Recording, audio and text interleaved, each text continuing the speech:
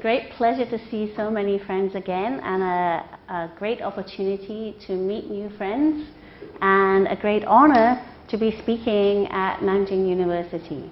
So thank you very much. So the original PowerPoint that I sent you, I thought I was talking to undergraduate students.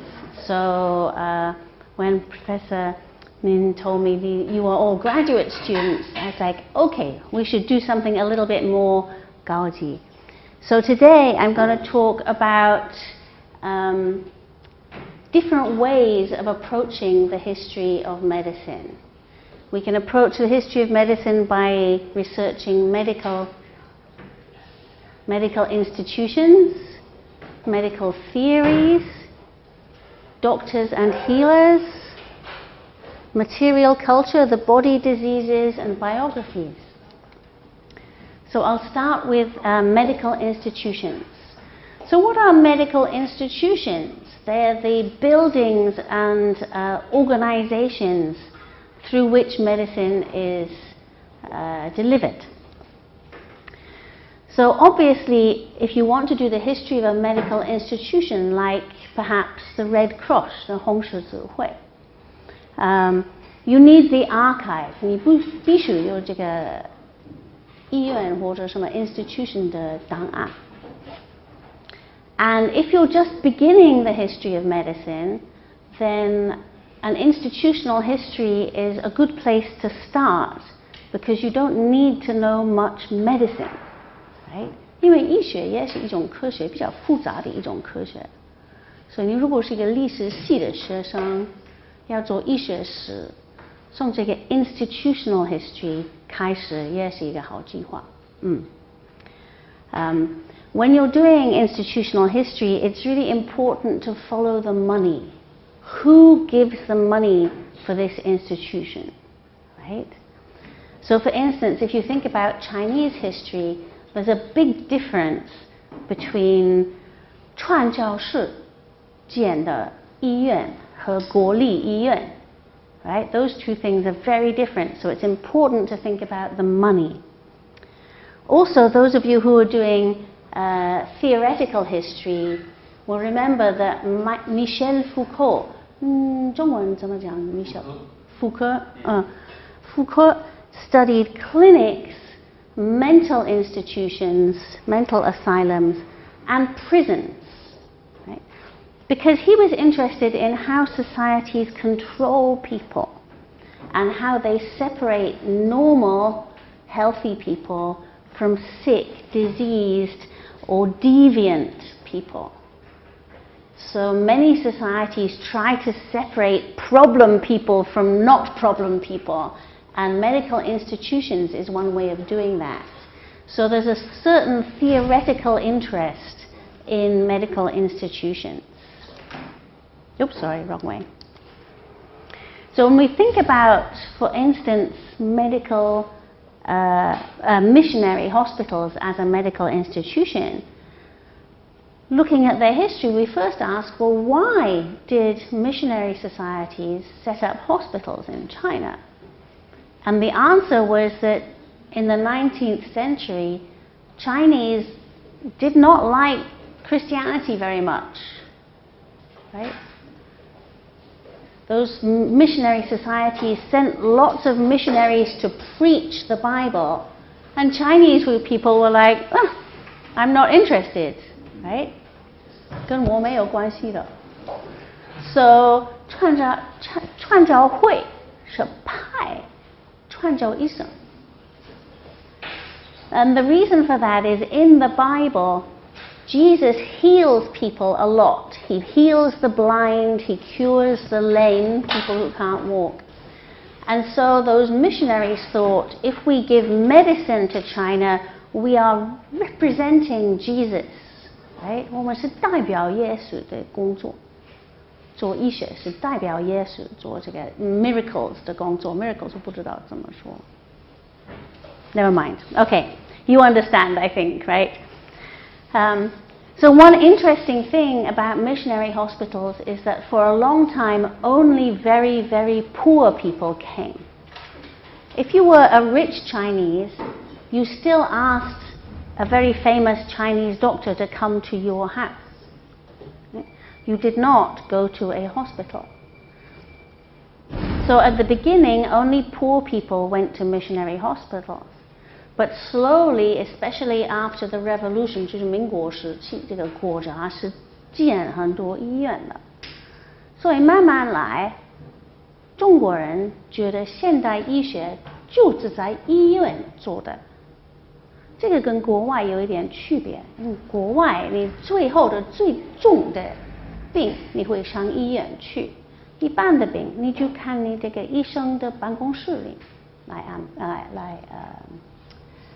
安排，因为诊所或者surgery。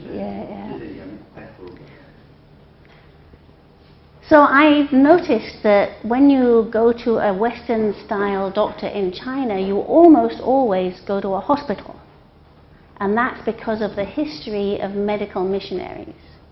And in the West, the hospital is somewhere you only go when your disease is really serious.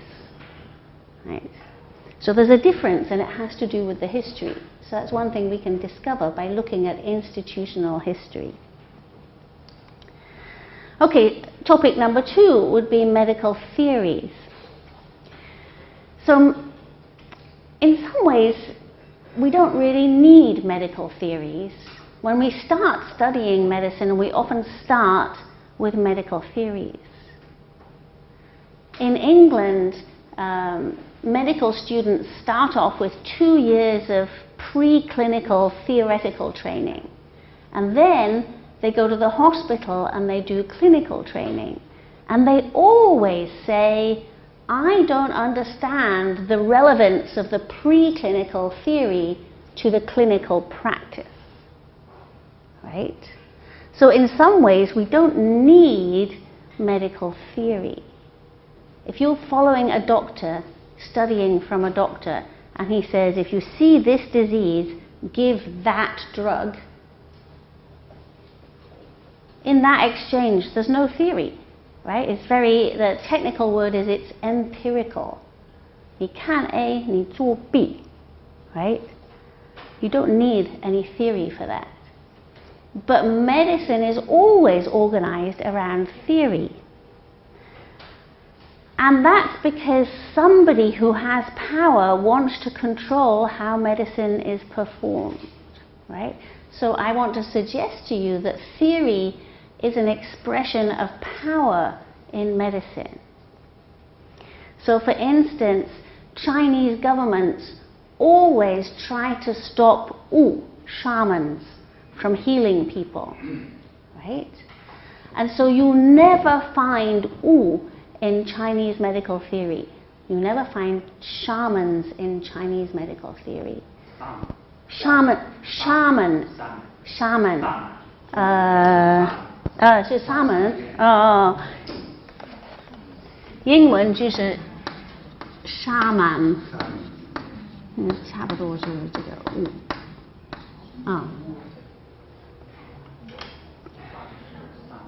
Oh, thank you. Yeah, I got it. I have a friend, her name is T.J. Hinrichs, and she studies Song Dynasty medicine. And she says, there was one famous Fujian Ru, right? Fujian magistrate. And he was sent back to his home district to control the local people. And in the Song dynasty, the government wanted to stop people from listening to Samen, to Wu. So this magistrate, and the reason is that 这些沙门，你有一个传染病一个epidemic disease 传染病，如果有一个传染病的时候，人家都会跑出去，也不照顾他们的家人，就是家人有病的话，快跑出去，太危险了。那顾者觉得这个行为是不合适的，所以这些儒是来改变这个行为。他说人家都不应该听这些沙门的话，所以这个人是来抓住所有的沙门。put them in the marketplace on market day, and he had them whipped, right, publicly. And everybody said, oh, don't do that. 那个沙门是很有什么力量，对，他跟这个 Yeah, he has a lot of power. He has supernatural power, right? He can communicate with the spirits. So everybody was very afraid. So this official put the shaman in prison, and 10 days later at the next market, he got the shaman out again and whipped them again. 就是说我的权力比他的权力更强一点，因为我是代表国家皇庭的权力。Now this still happens today, right? You probably remember 这个法轮功的 right? 这是不是差不多了啊？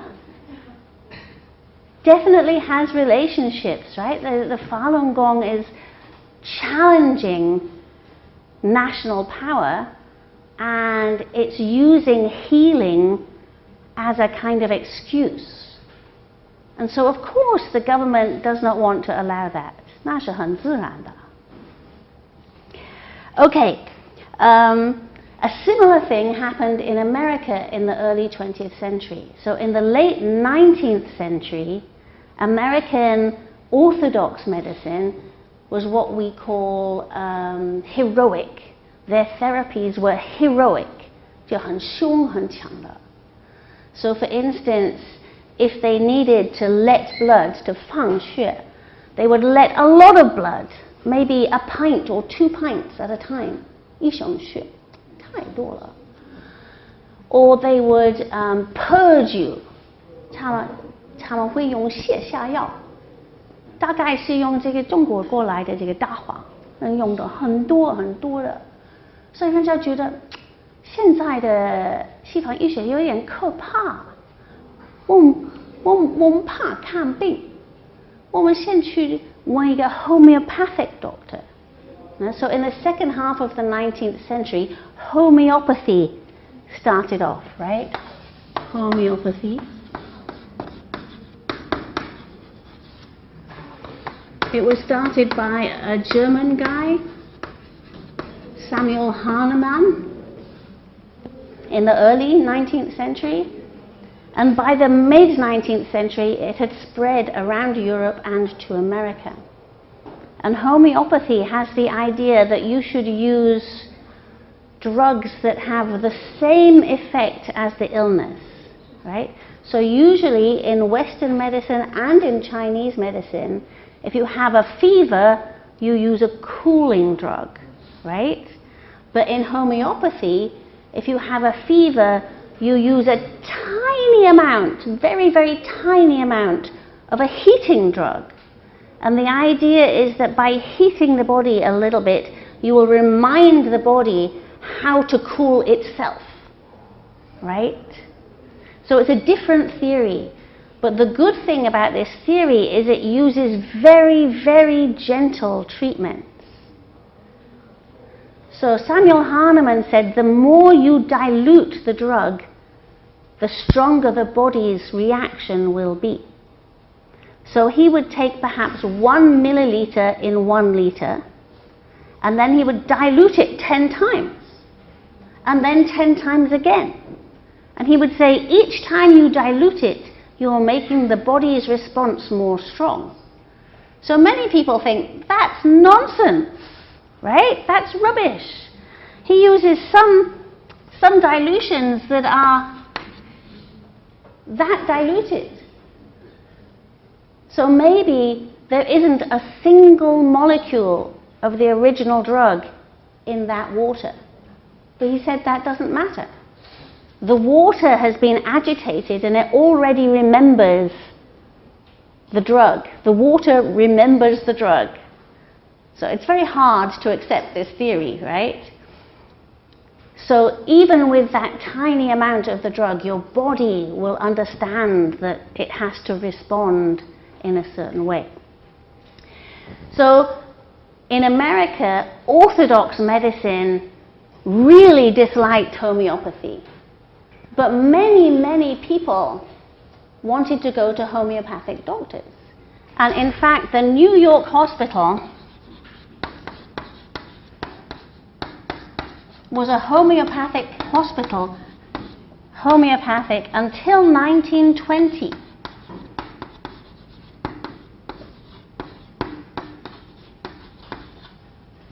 So until quite late, homeopathy was very, very popular. But the American Medical Association said, if you're a homeopathic doctor, you cannot join the American Medical Association.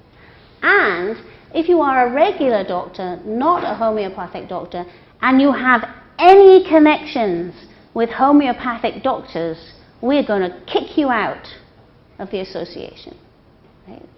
So this was a case where the theory was very important to the medical profession, and it was an expression of power. Right? Because patients wanted homeopathy. They wanted a more gentle medicine. They didn't want to be purged and bloodlet. They wanted more gentle medicines. So the patients wanted gentle medicines. Many doctors wanted gentle medicines. But the American Medical Association saw its influence being affected by the popularity of homeopathy.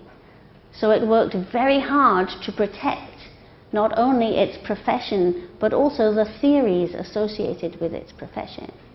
And then after it had succeeded in suppressing homeopathy, it started to change its own ideas, started to make its therapies more gentle. But only after it had got rid of homeopathic doctors, right? So theory sometimes, almost always, is this very important expression of power relation. Also, we find orthodox medical theories most often printed. And I wanted to bring you an example, right? So I work, thank you, Zhang Sijian Lao. I work on the history of Chinese medicine, and this book is very useful for me. It's the 全国中医图书联合目录, right? So this organizes Chinese medical books by subject, by 科. So there's a big section here that is 内科, 外科, 什么儿科, 什么什么. Now, if I'm interested in the history of Chinese medicine, I want to know what's going on in these different departments. And one subject I'm interested in is acupuncture. So if you look at this book, it has 1,080 pages, right? But, oops, I've lost the page now. But if you go and check on the acupuncture pages, there are not very many. It's page 128 to page 155, right? So 155 minus 128, what's that? 快一点.